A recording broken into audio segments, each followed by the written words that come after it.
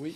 Merci beaucoup, Madame la Ministre, et merci aux différents rapporteurs spéciaux pour leur travail éclairant. Peut-être d'abord de me féliciter de l'augmentation de la dotation budgétaire pour les missions sécurité qui répondent à une priorité essentielle, évidemment, pour nos concitoyens. Mais après, Madame la Ministre, pour vous poser une question un peu plus précise sur le dispositif de système d'entrée et de sortie aux frontières de l'Union européenne qui a été lancé en 2020 et qui devait rentrer en vigueur en octobre 2022, mais qui a été repoussé maintenant à octobre 2024, et qui crée une inquiétude considérable aux frontières, notamment à la frontière entre le Royaume-Uni et la France, puisque les flux de passagers sont très importants et qu'aujourd'hui, les postes frontières ne sont absolument pas en mesure d'absorber les dispositifs supplémentaires qui seront ajoutés par la mise en œuvre de ce nouveau règlement européen.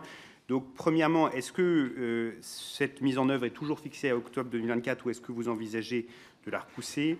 Deuxièmement, est-ce que vous pouvez nous faire un tableau plus complet des crédits qui sont alloués à cette mise en œuvre, notamment concernant les agents supplémentaires de la police aux frontières qui seront nécessaires? Troisièmement, est-ce que la mise en œuvre a été affectée par les annulations de crédits?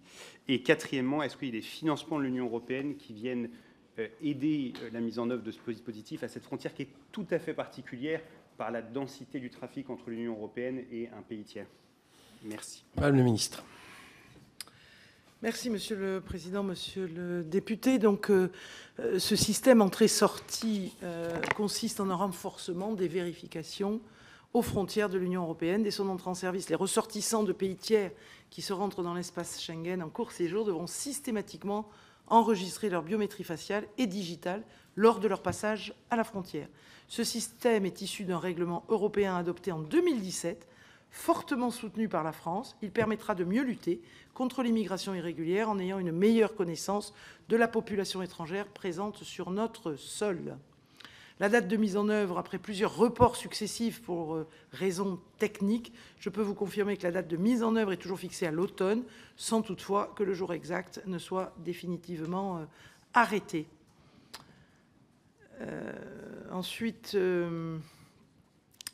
pour les éléments budgétaires, les services du ministère se préparent depuis de nombreuses années à l'entrée en service de ce EES. Budgétairement, cela se lit selon deux axes principaux. D'abord, le renforcement des effectifs de la police aux frontières et ensuite des investissements dans les systèmes informatiques. La DGPN prévoit un renforcement des effectifs de la PAF à hauteur de 462 ETP sur le programme 176 pour la mise en œuvre de ces EES. Entrée-sortie.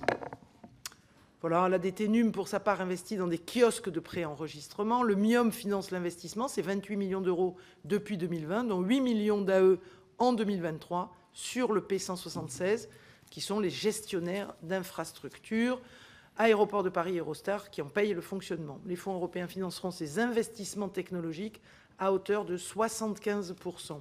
Les annulations de crédit n'impacteront donc pas ces dépenses, monsieur le député.